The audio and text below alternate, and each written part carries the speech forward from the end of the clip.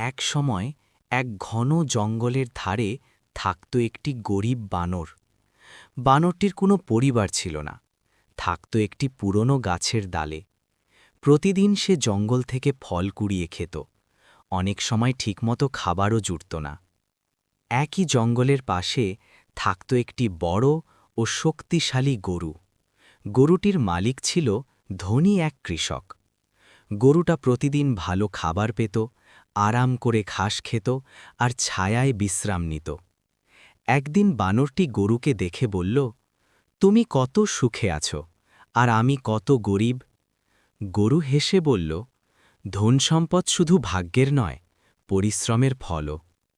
এই কথা বানরের মনে দাগ কাটল। সে ঠিক করল, আর শুধু দুঃখ করবে না, পরিশ্রম করবে। পরদিন থেকে বানরটি প্রতিদিন খুব ভোরে উঠত। সে জঙ্গল থেকে ভালো ভালো ফল সংগ্রহ করে গ্রামের বাজারে নিয়ে যেত। শুরুতে কেউ তেমন দাম দিত না, কিন্তু বানরটি হাল ছাড়েনি। সে সততার সাথে কাজ করত।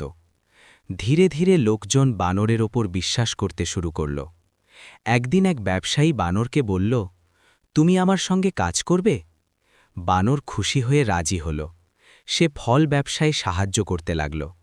বছর যেতে না যেতেই বানর অনেক টাকা জমাল। পরে সে নিজেই বড় ফলের ব্যবসায়ী হয়ে গেল।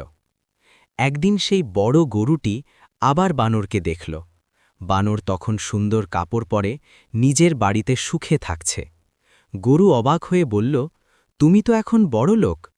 বানর হাসতে হাসতে বলল, পরিশ্রম আর ধৈর্য থাকলে গরিবও একদিন বড় লোক হতে পারে।